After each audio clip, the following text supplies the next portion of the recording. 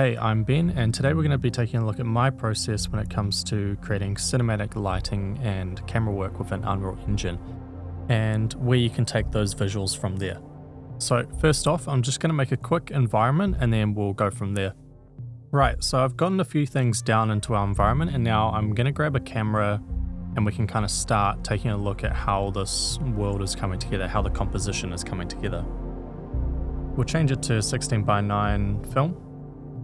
Now we're going to change the squeeze factor from 1 to 2, and then that's going to make the image really stretched out and long. Now we can come down to this crop settings and we can change the crop to, CinemaScope 2.39 by 1, and that way you can kind of crop into, a certain type of aspect ratio. But personally, I don't like to do that until when I'm in post in DaVinci Resolve. So for now, we're going to go into our film overlay options, and we're going to choose a letterbox mask, and we're going to create just a little overlay. So as you can see, we've now created like a little overlay that's showing us our guides of where the actual image is going to be when we crop in. The reason I'm doing this is I kind of want to have this extra space on the sides for whenever we're doing like lens flares and things like that.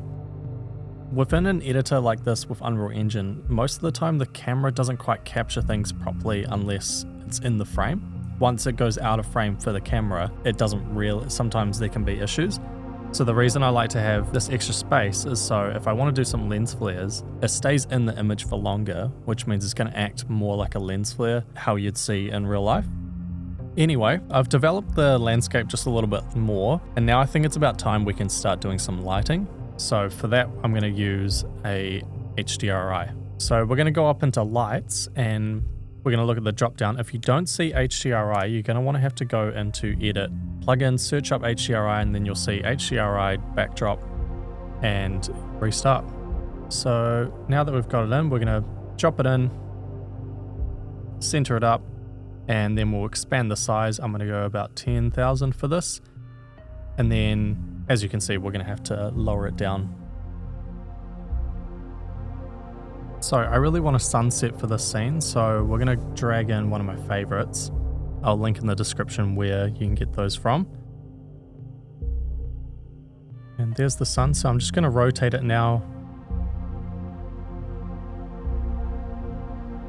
I kind of want to get it right about here next to this hill. I think that's going to line up quite nicely when the character walks past. Now I've got this directional light here, and we're going to want to keep those in the scene with the HDRI. I'll show you what we're going to do with those near the end, because I forgot to do it earlier when I recorded.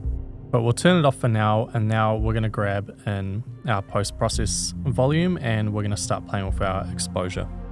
So make sure just to get your extent and make it infinite. Now it's pretty dark, so we're going to take it up to maybe about 7. That seems good because we're going to do the rest of the work with the ISO. So I want the ISO to act like an actual camera, so I'm going to go for about 800. And that feels like a good, right kind of space. Now you'll see in the HDRI backdrop, there's already a skylight attached to it, so we're not going to need to pull in one of those. Instead, we're going to set it to specified cube map, and then we're going to choose the exact same backdrop. And now it's really reading the light properly now.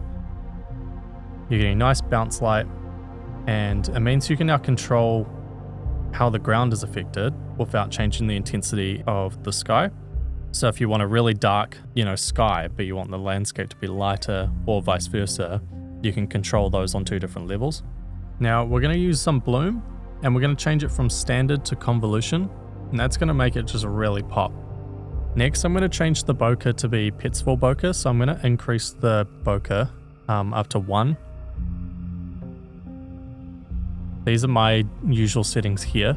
And what Petzval bokeh does is it kind of creates more of a swirly bokeh around the edges of frame. It's going to be more reminiscent of like a spherical vintage lens. I'm just going to grab in some particles like snow, just so we can really kind of show you how this looks. So yeah, you can start to see kind of on the corners, there's a little bit more swirliness, and in my previous edit, you can really tell when it's fully out of focus. We've got our lighting, our landscape is semi-done, and our animation is ready to go. So let's start lining up our camera and kind of figure out our camera movement. So I think I'm gonna start from behind and we'll follow him up. And then I kind of want to, maybe as he turns, that's when we'll kind of be about past him, just looking at the sun, see where he's looking. About there.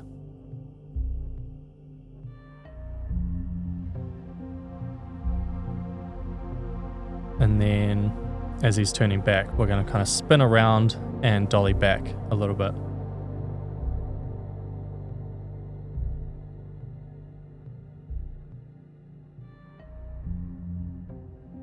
Now, you don't need to worry about it looking all pretty. You know, we can tidy it up or change some of the keyframes here and there.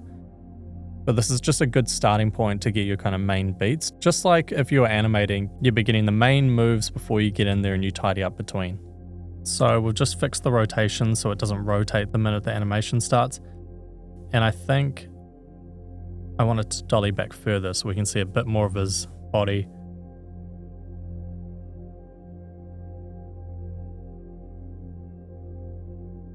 And we'll let it dolly out over a little bit more time.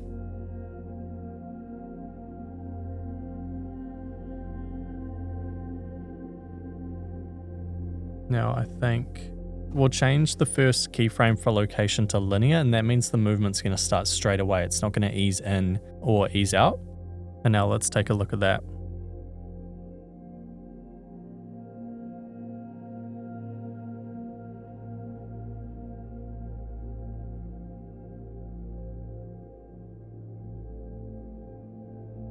And now we'll play with the focus, and to be honest, we'll try and do it by eye. And that way it's just going to add another human element. And that's kind of the point of all this. We don't want our camera to feel robotic. I find creating good cinematics is usually more about me putting inconsistencies and mistakes rather than keeping it clean and sleek. And that's what we're going to do next with camera shake. So we're going to go into the blueprint class and we're going to type up camera shake. And then we'll go down to camera shake base. And we'll click on that.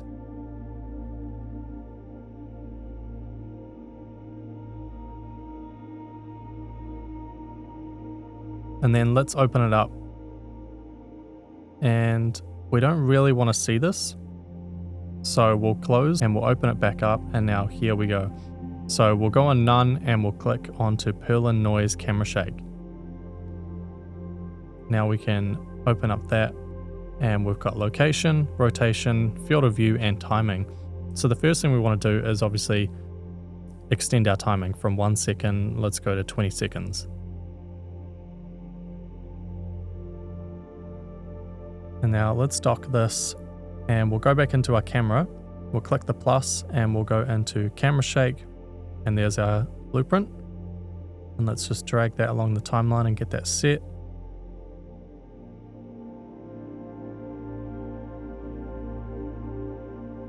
So it's on there, but it's pretty subtle. So let's go into location and we'll crank up the amplitude.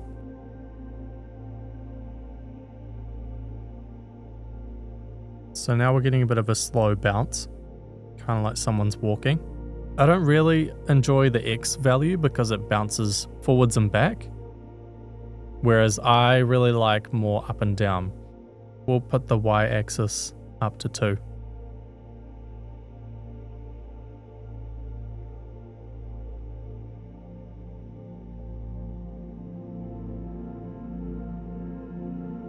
Now let's crank up the frequency to 3 and we'll see how that looks. And you can just play around from here. So that's quite a lot, that's way too much. Maybe we go 2 and then amplitude 3.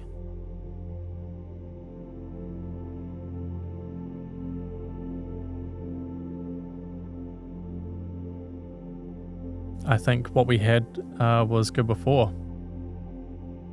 So maybe let's do 0.5 and 4. So we'll go into rotation and we'll put this up to 1, and I think that's going to really change things.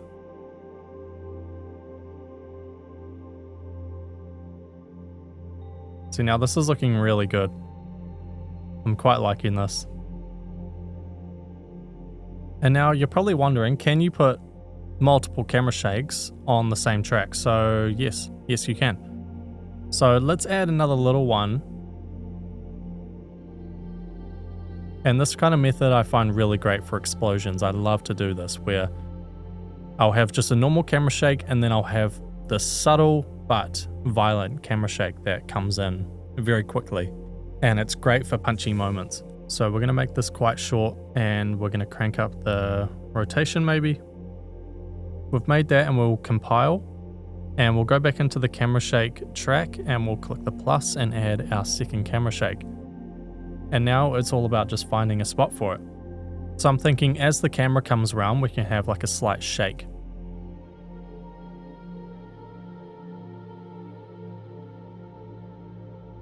It's a bit too jumpy for what we're looking at. So we'll go back in, we'll make it 3 seconds, and then we'll make the ease out maybe about 2 seconds.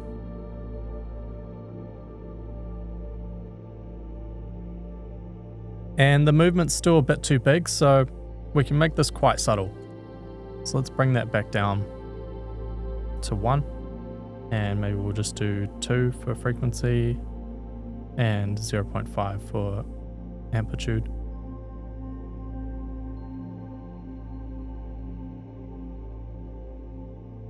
That's quite subtle. It's almost as if the cameraman is, repositioning, getting into a more comfortable position and then dollying back. So remember that directional light. So we haven't really dealt with this yet. So what we're going to do is we're going to align it with where the sun is coming from in the HDRI. So we can turn off the HDRI and we can use the sky atmosphere to place it. So it's almost there. Doesn't need to be too accurate, just in the general direction.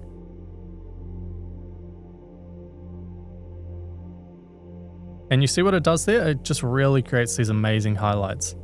Just really helps things pop. You get the dark areas and then the light bits that the sun is still catching. And it's going to be great for on our character on the armor that's reflecting the sunlight. And now our last bit, which is going to be adding in a nice lens flare. So I'm using the cinematic lens flares blueprint. So we're going to type up Pro Matte, which is post-process material. We're going to put in the Niagara Fluids cinematic lens flare and change it to 1. If you're not seeing these lens flares, you're going to want to go into Niagara Fluids, turn that on, and you'll need to restart once again. And when you come back in, you're probably going to see this. So right off the bat, this looks amazing. And as you can see, what I was explaining earlier, we're still getting the lens flare looking down the camera, but that's going to be out of frame. And that's going to really reflect how proper lenses sometimes flare up. So we'll go into the lens flare blueprint and you'll be able to see here that there's some presets, but then we can push the override preset and then we can alter anything we want. We could turn off these rings on the outside, the halos. But for the sake of this video, I'm just going to use a preset. So that one looks pretty good. That's more of a spherical look, and I think that'll play in really well with the spherical Petzval bokeh that we've got in. And yeah, now it's time to render out. So I'm going to be rendering out in an EXR. So we'll delete JPEG sequence. We'll grab EXR, which is 16-bit. We'll have deferred rendering, so we're going to render this in real time. So we're going to do 1 spatial sample and 16 temporal sample count. And we'll override anti-aliasing, and this is going to be really great in terms of motion blur for the snowflakes and any other movement. Next we'll add game overrides, which is going to put everything to the highest quality, and then we'll be doing a color output. I want to be rendering in ASUS CG just because that's what I like to edit my footage in, especially for an EXR. So we'll enable OCIO and we'll create one right now. We'll open that up.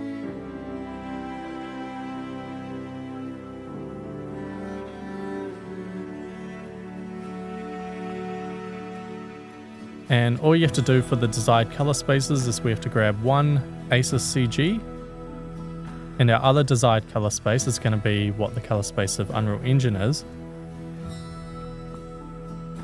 We'll go into Utility and we'll click Linear Rec 709 sRGB.